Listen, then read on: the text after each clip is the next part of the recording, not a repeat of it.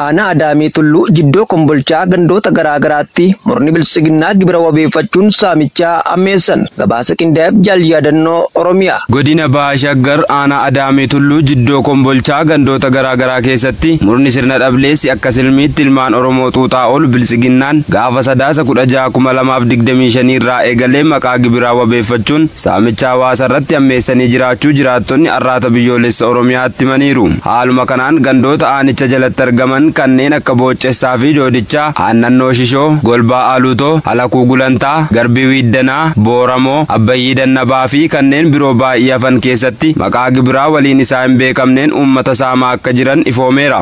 Bifuma kanaan namni lafa ooyiruu qarxii 5 qabu qarshii 5,365 dirqamaan harkaa fuudhaa akka jiranii fi nama tokkorraa ammoo nyaata milishaa fi waraanaa fidaattiin jechuun dirqamaan xaafii kiiloogiraama 25 fi boqqolloo kiiloogiraama 30 irraa fuudhaa akka jiran jiraattonni gandichaa himaniiru. Kana malees saamichi kun gara mana barnootaa gandoota keessa jiruuttis babal'achuun barattoonni kutaa 1 hanga 4 baratan xaafii fi boqqolloo kiiloo 2 akkasumas barattoonni kutaa 5 hanga 8 baratan immoo kiiloo 5 dirqamaan dhiyeessaa akka jiran jiraattonni dabaluun addeessaniiru. Godina Kibba Lixa Shaggar aanaalee akka Tolee, Qarsaa Maallimaa, Bachoo fi Sadan Sooddootti waraanni murna bilisiginnaa maqaa sakattaa waraana bilisummaa Oromoon bobbaafamaa jiran miidhaa qaqqabsiisaa jiraachuun ibsameera. Jaalirbuu dhugaa waan qindeeffattee qabdi. Godina Kibba Lixa Shaggar keessatti torban kana aanaalee kanneen akka Tolee, Qarsaa Maallimaa, Bachoo fi Sadan Sooddootti waraanni gabroonfataa PP kutaa waraanaan bobbaafamanii uummata irraan miidhaa jabaa geessisaa jiraachuun ibsameera. Akka jiraattonni jedhanitti loltoonni murna bilisiginnaa waraana bilisummaa Oromoo dhabamsiisuu, nagaa fi tasgabbii buusuu akkasumas olaantummaa seeraa kabachiisuu maqaa jedhuun nagaa lammiilee booressaa kan jiran qonnaan bultoota ooyiruu isaaniitti boba'anii hojiiwwan qonnaa dalagachuun jiraatan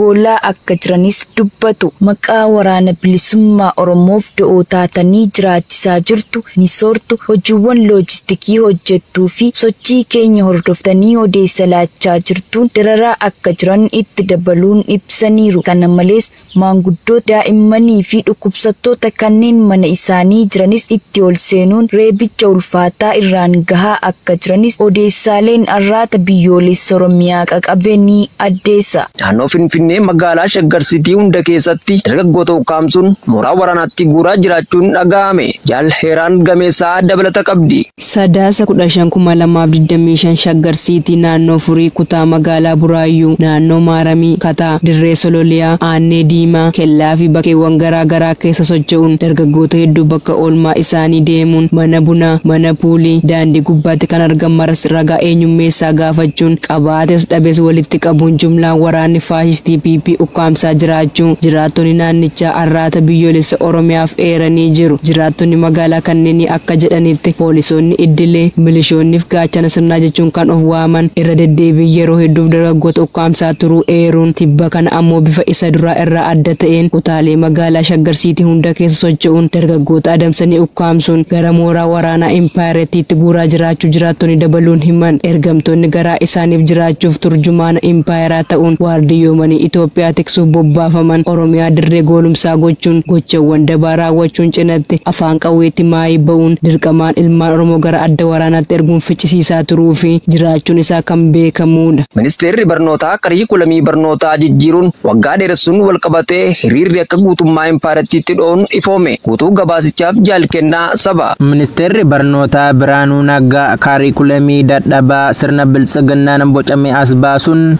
barattootatti waggaa dabalataa kennuun wal qabatee barattoonni hiriira mormii ba'uun sagalee isaanii dhaggeessifataa jiru. Haaluma kanaan yuunivarsiitii Jinkaa, Madda Walaabuu, Amboo, Diilaa, Arbaa Mincii, Arsii fi kanneen biroo hedduu keessatti hiriirri mormii dho'ee jira. Yeroo darbes ogeessota fayyaa qormaata seensa qoramuun darban waggaa 4 barachuu qabu jechuun ministeerichi dur waggaa 2 fi ji'a 5 kan ture amma waggaa 1 fi ji'a 5tti dabaluun ogeessi fayyaa barumsa deemee barachuuf haamilee dhabuun ofirraa ta'aa kan jiran yoo ta'u sanaaf ammoo mirkaneessuu irratti wal dhabuun irra deddeebiin marirra jiraachuun isaanii kan dhaga'ame ta'us amma ammoo barattoota muummee gosa maraa irraa baratan irratti waggaan dabalamuun ministeerichaan ifoomeera. Hamma dabaliin waggaa kun nurraa ka'utti mormiin itti fufa kan jedhan barattoonni hamma yeroo odeessi kun qindaa'ettis yuunivarsiitiiwwan hedduu keessatti hiriirri mormii bifa ho'aa ta'een itti fufeen eegaleen guyyaa har'aas sochiin wal fakkaatan mul'atee jira. Gareen faashisti PP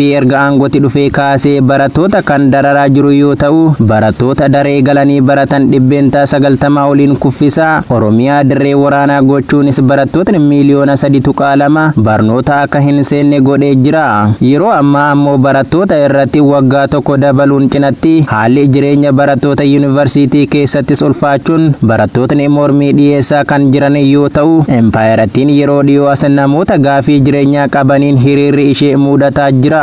Shaggar aanaa makkoo muummee keessatti miseensonni waraanaa Empaayerattii 4 osoo badaa jiranii waraana bilisummaa Oromoo zoonichaan qabamuun dhaga'ame. Gabaasa qindaa'eef Jaalbooree Addunyaa. Godina Bahaa Shaggar aanaa makkoo muummee naannoo magaalaa Adulaalaa jedhamutti miseensota waraana bilisiginnaa mooraa naannichaa keessa jiraatan 4 qawwee fi hidhannoo guutuun osoo badaa jiranii gooticha waraana bilisummaa Oromootiin marfamanii qabaniiru. Haaluma kanaan qeerroon bilisummaa Oromoo bakkichaa eeruu argatan waraana bilisummaa Oromoo kan qaqqabsiisan yoo ta'u, gootichi waraana bilisummaa Oromoos dursee attee itti hidhee eeggachuun karaa nagaa akka harka laataniif gaafateen to'annaa jala oolchee jira. Loltoonni kaayyoo fi akeeka deemaniif hin beekne kunis akkuma murna bilisiginnaa maqaa waraana bilisummaa Oromoo itti hadheessuun barseetti fudhatanii ajaja harka kennadhuu diduun oggaa lolaaf of qopheessan gootichi sabaa waboonis dursee adeemsa jiru to'achuun namni tokkoyyuu osoo hin baane dhuunfatee jira. Gootichi ija barbadaa waraanni bilisummaa Oromoo miseensota waraana PP meeshaa fudhatanii bakka birootti badaa jiran arfan kana irraa qawwee AKM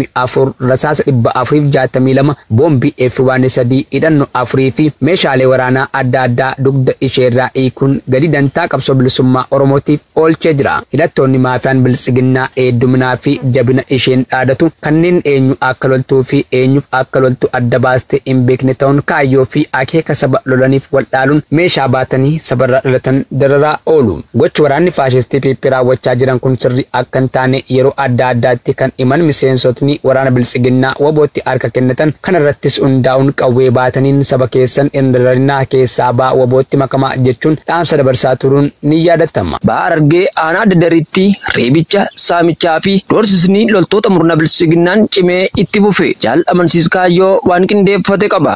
Godina Bahaa Harargee aanaa Dadar araddaa haramfamaa Qunnii jedhamutti uummanni miidhaa fi sodaachisa humnoota waraanaa akkasumas jala deemtota sirnichaa milishotaan reebamuu, saamamuu, hidhamuu fi ukkaanfamaa kan jiran oggaa ta'u caasaaleen harawwan ijaaramaa jiranis hojiiwwan badii irratti fuulleffatanii bobba'aa akka jiran ibsameera. Adda durummaan milishonni akka aradichaatti miidhaa qaqqabsiisaa jiran maqaan isaanii Shukurii Umar Yaaqubii fi Abdusaabur Abdaa kan jedhaman yoo ta'u, sochii uummataa gufachiisuun maqaa ilaalcha waraana bilisummaa Oromoon yakkanii dararaa akka jiranis dubbatu. Hojiin akka feeteen tekstoonni barcuma Abiy Ahmed geggeessan kun dimokiraasiin dhabamuun hanqinaalee ciccimoo hedduu kan fidu yoo ta'u, kunis adda durummaan bilisummaan sibiilii manca'uu, malamaltummaan bal'achuu, itti gaafatamummaan mootummaa dhibuu, tasgabbii dhabuu hawaasummaa fi dinagdee uumuun impaayera Itoophiyaas dhabamuu fi sarbama mirga namummaa raawwatuun jeequmsa keessummeessaa jirti. Bilisiginnaan to'annoo fi madaalli haqaa dabsee qaamoleen haqaa walaba ta'anii fi miidiyaa bilisaa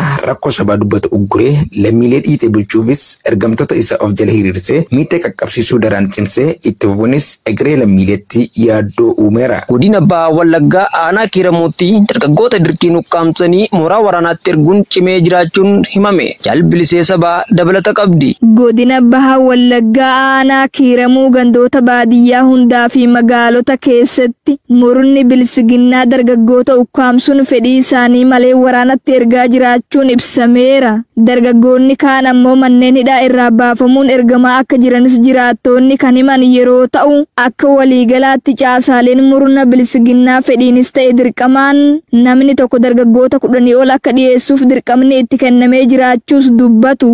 Mirga dhala namaa cabsee akka fedhetti kan bulchaa jiru Abiy Ahmed waraana of harkaa qabutti dhimma ba'uun dargaggoota irratti dararaa akkaan jabaa ta'e raawwachaa kan jiruun alatti ola deemtota sabaaf gaaddisa ta'an baratanii akka hin milkoofneef kallattii maraan kiyyoo cubbuun sakaalee hiree ilmaan Oromoo soora rasaasaa taasisaa jira. Murni bilisiginnaa qooda dhalootaa waan gaarii yaadu akkaataa ittiin lafarraa duguugee balleessuu qindeeffatee jal'ina raawwachaa kan jiru oggaa ta'u, tibbanas sodaa fi shakkii lolli biroo daangaa irraan na mudachuu mala jedhuun Manneen qonnaan bultootaa irra deemanii barattootaa fi uummata bal'aa ukkaamsuu cimsanii itti fufaniiru. Godina Arsii Bahaa aanaa Muunessaa keessatti ergamtoonni impaarattii namoota nagaa jumulaan mana hidhaatti guuruu hammeessan. Guutuu gabaasichaaf jaalkennaa saba. Godina Arsii Bahaa aanaa Muunessaa ganda Heeban Dhuubboo iddoo addaa Hoofii jedhamu keessatti murni biltsiginnaa naamusa malee waraana isaa bobbaasuun namoota reebsisaa, hiisisaa fi qabeenya saamsisaa jiraachuu jiraattonni arraata biyyoolessa Oromiyaatti himanii jiru. Namoota haala kanaan mana isaanii keessaa fuudhamanii hiraarfamaa jiran keessaa kanneen maqaa arganne ilmaan abbaa tokkoo kan ta'an